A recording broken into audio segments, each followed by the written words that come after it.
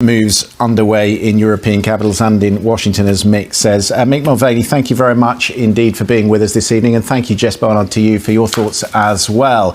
Don't forget, plenty more on the BBC. If you want to continue watching developments in Ukraine, of course, we'll have World News America coming up for you here on BBC World News. The 10 o'clock news is coming up here in the UK, and also can I point you to the live page on BBC Online, where you'll find all the latest developments.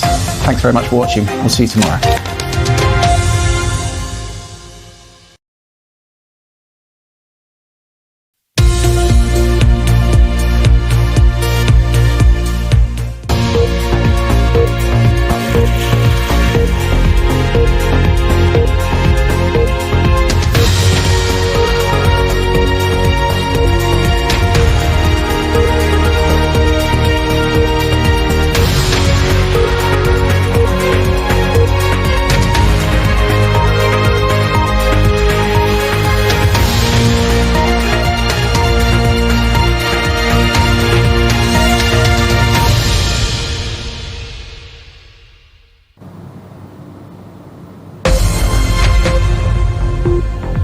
I'm Michelle Fleury in New York, and this is BBC World News America. In an escalation of tensions, Vladimir Putin recognizes 2 breakaway regions in Ukraine and says Russian peacekeeping troops will go into the areas. Announcing the decisions taken today, I'm sure with the support of the Russian citizens, all the patriotic forces of the country. Благодарю вас.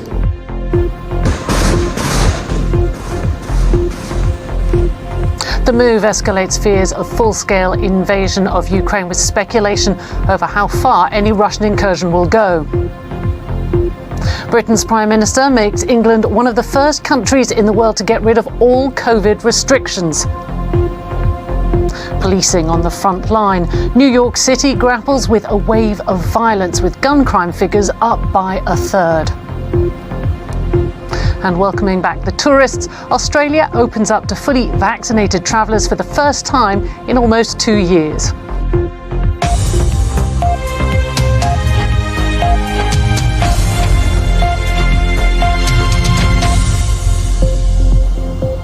Welcome to World News America on PBS and around the globe. A decree by President Putin said armed forces would perform peacekeeping duties in 2 breakaway areas of Ukraine controlled by Russian-backed separatists. Earlier, he recognized the 2 regions as independent. In a televised address, he said the Donetsk and Luhansk areas were ancient Russian territories, and he described the Ukrainian government as a puppet regime controlled by foreign powers. And a bit later on in the show, we will be in Australia, which is reopening its borders to vaccinated travellers. You're watching BBC World News America. Still to come on tonight's programme, Return to Oz, as you just heard. Australia opens up to fully vaccinated tourists for the first time in almost 2 years.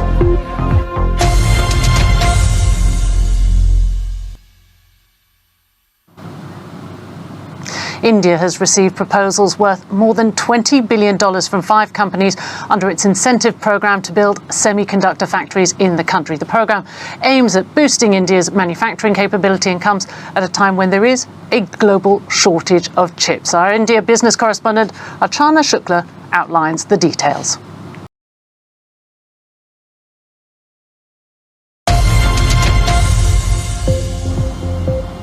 New York City is grappling with a wave of gun violence. Mayor Eric Adams is under severe pressure to address the crisis after a spate of headline-grabbing crimes that claim the lives of police officers and civilians, including babies. Since the start of the year, gun crime is up by a third compared to 2021. And while homicides are still below the peak in the 90s, in communities where the violence is concentrated, it feels worse than ever.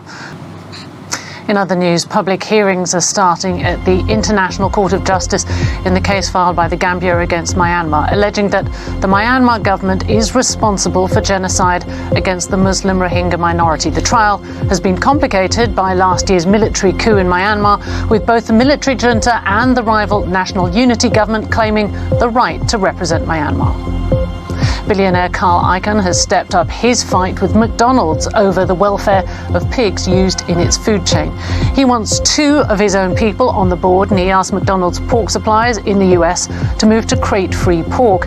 Mr. Icahn only owns about 200 shares in McDonald's, but activist investors can still influence company policy with their small stakes. Former President Donald Trump's social media platform Truth Social has launched on the US Apple App Store. Trump came up with his own platform after he was banned from Twitter for breaking its rules on the glorification of violence following the January 6 attack on the US Capitol. And the Dominican Republic has begun the construction of a new barrier along its border with Haiti, which extends for nearly 400 kilometres. The barrier will be much taller than the current fence and will be equipped with cameras and lights. President Luis Abinader said the new extended barrier would help to control migration, drug trafficking and arms smuggling. To Australia now, where most of the country, except Western Australia, has reopened its borders to vaccinated international tourists. 9 million foreign visitors flooded Australia each year prior to COVID, but they have been shut out since March 2020, crippling the tourism industry. From Sydney, Phil Mercer reports. Hopefully better times there ahead for Australia's tourism industry. Now, before we go tonight, some happy news out of Greece, where Evie, an endangered seal pup, was released back into the wild. Residents found Evie alone on a beach when she was only 7 days old, and after she was separated from her mother. The pup was brought to a care centre where she went through months of treatment before she was released into the sea in a protected area of the deserted island of Giaros. Lovely to see there, dipping into the ocean. How lovely. Well, remember, you can always find out more of the day's news at our website. For now, though, that's all from us here on World News America. Goodbye.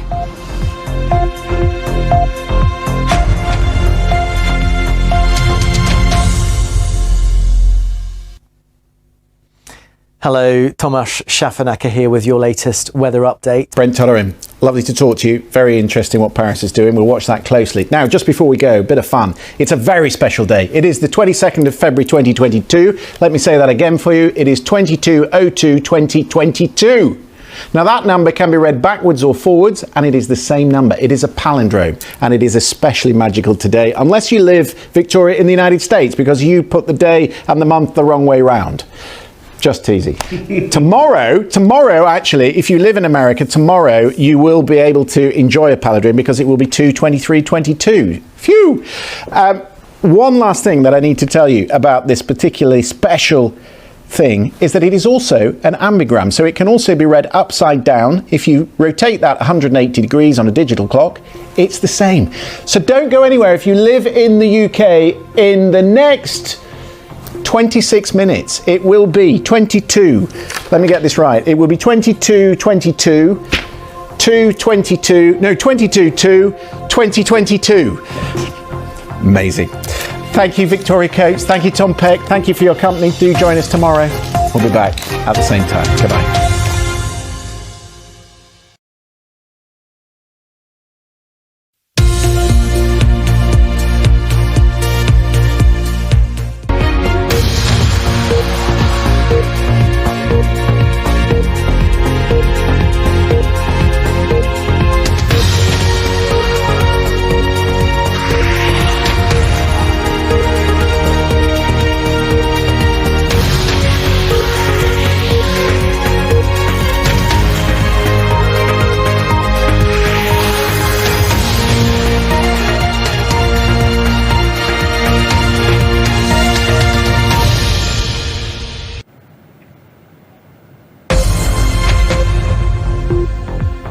I'm Michelle Fleury in New York, and this is BBC World News America.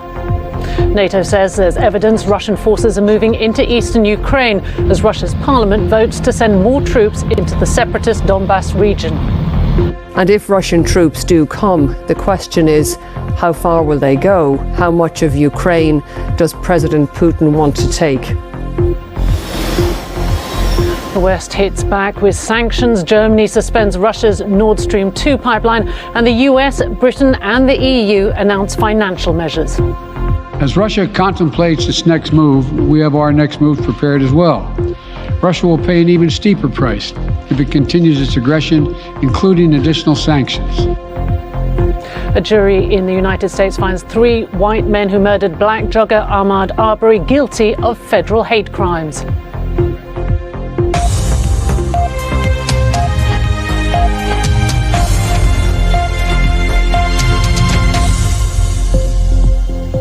Welcome to World News America on PBS and around the globe. President Biden announced new sanctions in response to what he described as the beginning of a Russian invasion. Earlier today, Germany suspended the gas pipeline Nord Stream 2, and the UK and EU have also announced sanctions in retaliation against Moscow. The head of NATO, Jens Stoltenberg, says there is evidence that Russian troops are moving into separatist-held areas of eastern Ukraine, and that there's every indication Russia is planning a full-scale attack on Ukraine. Donetsk and Luhansk are self-declared republics in the east of Ukraine, held by separatists backed by Moscow. Russia has approved the deployment of troops into the area, together known as the Donbass region. Well, our international correspondent Ola Guerin begins our coverage tonight with a report from the frontline Ukrainian village of Zoloty, where soldiers have been defending against Russian encroachment. You're watching BBC World News America. Still to come on tonight's programme, the city of London and beyond. We'll have more on those sanctions imposed over Russia's action in eastern Ukraine.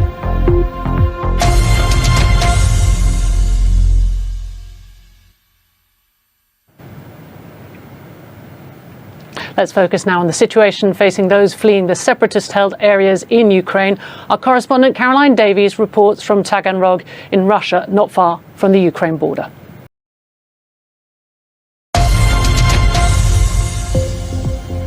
More now on the sanctions imposed by Western leaders on Russia. As well as the US, Germany, the UK and the EU have all brought in measures, driving up the price of oil.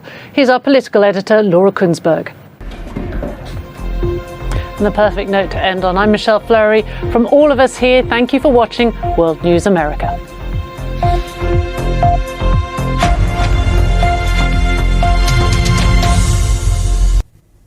Hello. 2 areas of low pressure of particular interest on our European... Yeah. I've noticed they're good on milk as well. We get our milk delivered and they're very good on a milk top. They peck through them like the old birds used to do. Do you remember the magpies and the sparrows? They all used to do that. Anyway, it's obviously time to go. Sarah Vine, Marianne Marsh, thank you very much indeed for your company this evening. I won't be here tomorrow, but Nuala will, so I hope you'll join her for that. Thanks very much for watching. Goodbye.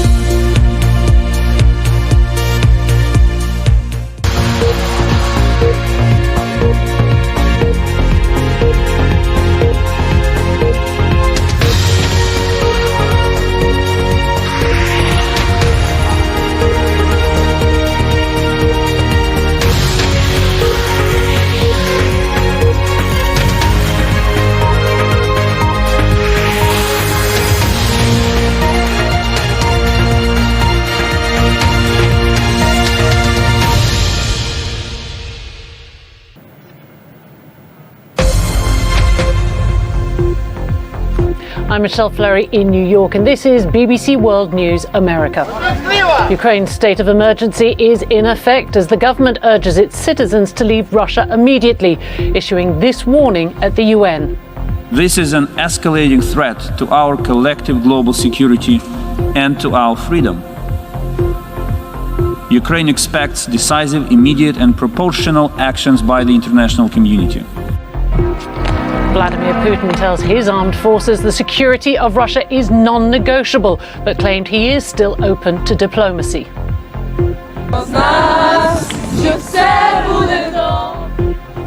And as tensions escalate, what is life like in Kiev? We'll be finding out how ordinary Ukrainians and the country's most famous singer feel about the current crisis.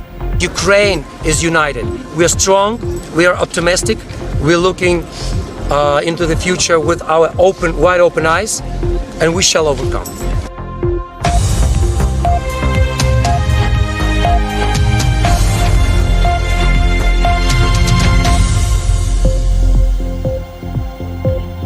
Welcome to World News America on PBS and around the globe. Ukraine has entered a state of emergency and has urged its citizens to leave Russia in response to President Putin's decision to recognise the independence of two breakaway regions. Reservists have also been called up to join the regular army. US defence officials say Russia has 100% of the forces it needs for an invasion in place. While the UN Secretary-General today warned the world was facing a moment of peril, describing the situation in Ukraine as the most serious global peace and security crisis in recent years. Our international correspondent Orla Guerin has sent us this report from the front line in eastern Ukraine. Our chief international correspondent Lise Doucette talking to me from Kiev. You're watching BBC World News America. Still to come on tonight's programme, the Philippines teachers coming up with ideas to ensure children don't go off the rails during the pandemic.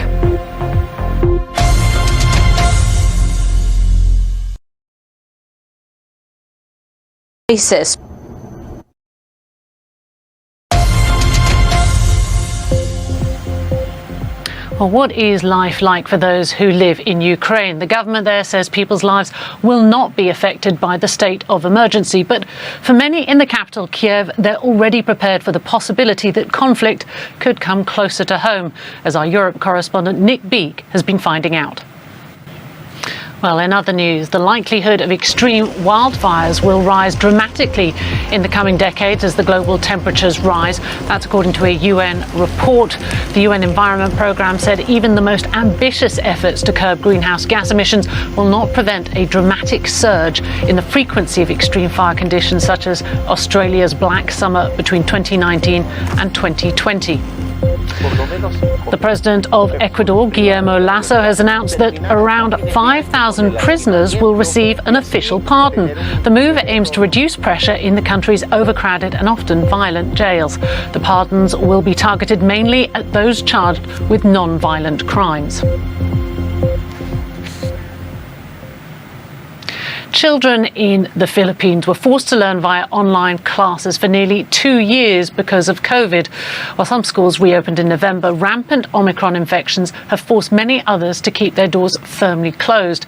But volunteer teachers in the south of the country have come up with a genius idea to keep children up to date with their education, as Wendy Urquhart reports. So lovely to hear, given how much children have struggled during the pandemic. Now, before we go tonight, one group in Canada has found a pretty chilled way to unwind. They're braving the cold and the wind for a yoga class surrounded by alpacas, trying to find their zen in the freezing Canadian winter. Yogas and alpaca, what's not to love?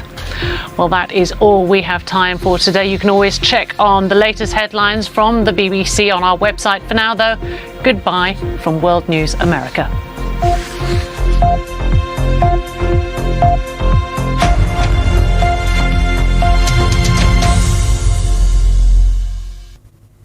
Hello. Some rather stormy looking weather for parts of Europe in the days ahead. Amanda Renteria, General Ryan, I've enjoyed talking to you this evening. Thank you very much indeed for your perspective. There's an awful lot to talk about. If you are trying to follow what is happening, can I point you to the BBC online webpage? There's plenty on there, bbc.co.uk/news. We'll have all the day's news on the 10 o'clock news, which comes up here on the news channel and on BBC One for domestic viewers, and also World News America coming up for world viewers, so do stay with us for that. We will be back on Monday.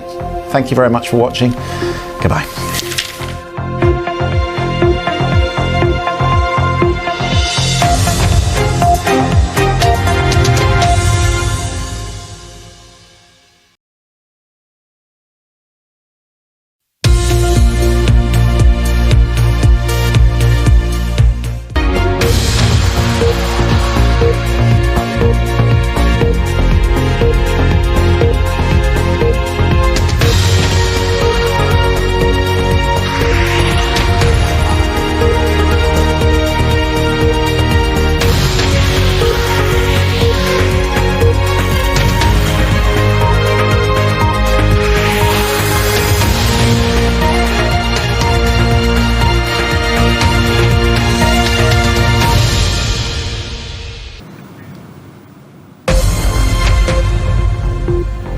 I'm Tawfik in New York, and this is BBC World News America. Russia launches a full-scale assault on Ukraine by land, air, and sea. A barrage of missiles hit multiple targets. Vladimir Putin has this warning. Whoever tries to interfere with us or threaten our country should know that Russia's response will be immediate and lead to such consequences that have never been experienced in history. In Ukraine's capital, Kiev, an exodus of fearful residents. President Zelensky calls on the international community to help. Putin started a war against Ukraine, against the whole democratic world. He wants to destroy my country. He wants to destroy our country, everything we have built, everything we live for. As Russia continues its advance, there are reports of casualties on both sides. The international community responds with more sanctions against Moscow. Putin will stand condemned in the eyes of the world and of history. He will never be able to cleanse the blood of Ukraine from his hands.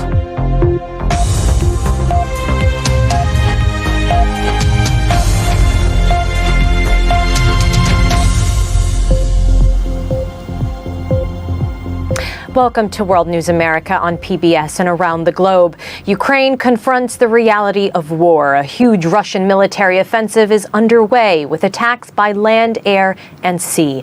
Fighting is raging in the northeast and south hours after Moscow's invasion. Thousands of Ukrainians are seeking shelter or trying to flee to the safety of neighboring countries. Now, the Kremlin insists its military operation in Ukraine will last as long as is necessary. President Putin, who announced the action early this morning, warned that any outside interference would lead to an immediate response never previously experienced in history. But there's a sense of shock among some ordinary Russians. From Moscow, our correspondent Steve Rosenberg reports. There has been a loud chorus of international condemnation, and NATO will convene a meeting of its 30 leaders on Friday to discuss next steps after Russia's invasion. Well, President Joe Biden has announced harsh new sanctions, along with the EU and UK, targeting Moscow's financial sectors, exports, and the country's elite. Take a listen to what world leaders believe is at stake, starting with President Biden. Now, on to some other developments. The price of oil has soared since Russian troops crossed the border into Ukraine. It surpassed $100 a barrel on Thursday for the first time in 8 years. Russia is currently the second biggest exporter of crude oil after Saudi Arabia and is also the world's largest natural gas exporter. News of Russia's actions have also led to steep falls on global stock markets as European gas prices have surged by more than 30% following the invasion. Europe is dependent on Russia for both oil and gas, with 40% of its gas supplies flowing through pipelines that cross Ukrainian territory. Russia has long been resisting Ukraine's shift towards the European Union, but President Putin's sense of grievance goes back to the collapse of the Soviet Union and even further to Russia's historic loss of territory and power. Our World Affairs editor, John Simpson, looks at what is motivating the Russian leader and what the invasion of Ukraine means for the global balance of power.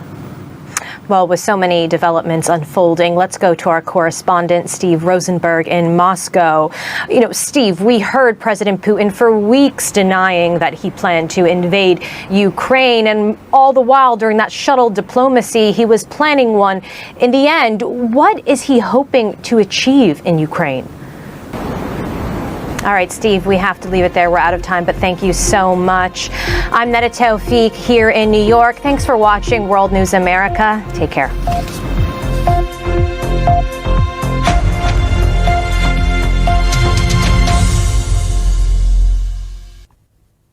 Hello, more heavy snow is set to fall across parts of Norway. We maintain an... And also, this is important, Canada's Prime Minister Justin Trudeau saying they will be imposing sanctions against Vladimir Putin and Sergei Lavrov individually. So that is in line with what the Americans are saying, and Jen Psaki was emphasising that the Americans and the Canadians and the Europeans want to be lined up in how they respond. These announcements very much fit in with those ambitions. That is it for this part of our coverage. Thanks for joining me.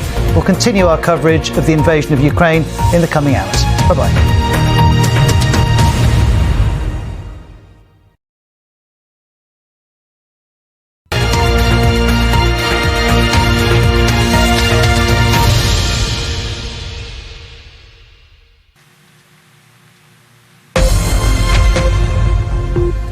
I'm Jane O'Brien in Washington, and this is BBC World News America.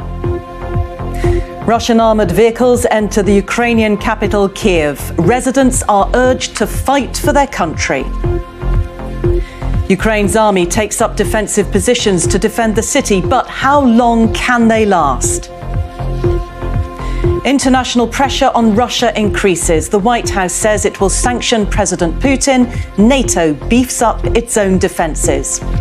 President Putin's decision to pursue his aggression against Ukraine is a terrible strategic mistake, for which Russia would pay a severe price for years to come. And in other news, Ketanji Brown Jackson is President Biden's nominee to the US Supreme Court. If confirmed, she will be the court's first black woman.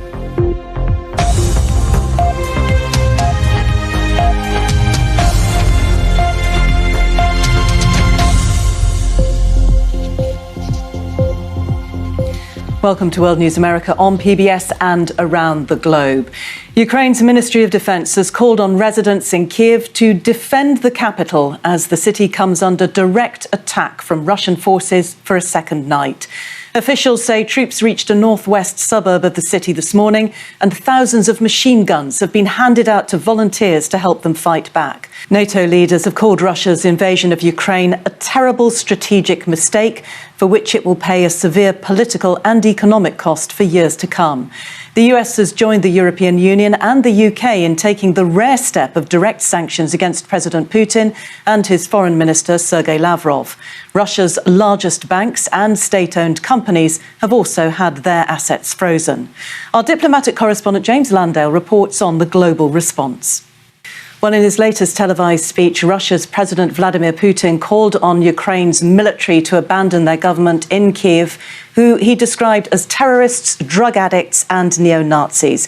Meanwhile, hundreds of anti-war protesters have been arrested across the country. From Moscow, Steve Rosenberg reports. Now, in other news today, President Joe Biden has nominated Judge Ketanji Brown Jackson to the Supreme Court, calling her one of the nation's brightest legal minds. She will be the first black woman to serve in the court's 232-year history if she is confirmed. Now, she would replace Liberal Supreme Court Justice Stephen Breyer when he retires at the end of the court's term in June. Ms. Jackson is a federal appeals judge who has worked as a public defender. Well, joining us now for more is Amanda Tyler, a professor of law at Berkeley and a fellow clerk of Ketanji Brown Jackson. Thank you very much for joining us. Before we move on to her professional qualifications, you know her very well. What sort of person is she? Because judges can seem incredibly aloof. Amanda Tyler, thank you very much indeed. And of course, we will be following that nomination process very, very closely. And you can find more on all the day's news at our website. And to see what we're working on at any time, do check us out on Twitter. I'm Jane O'Brien. Thank you very much for watching and have a lovely weekend.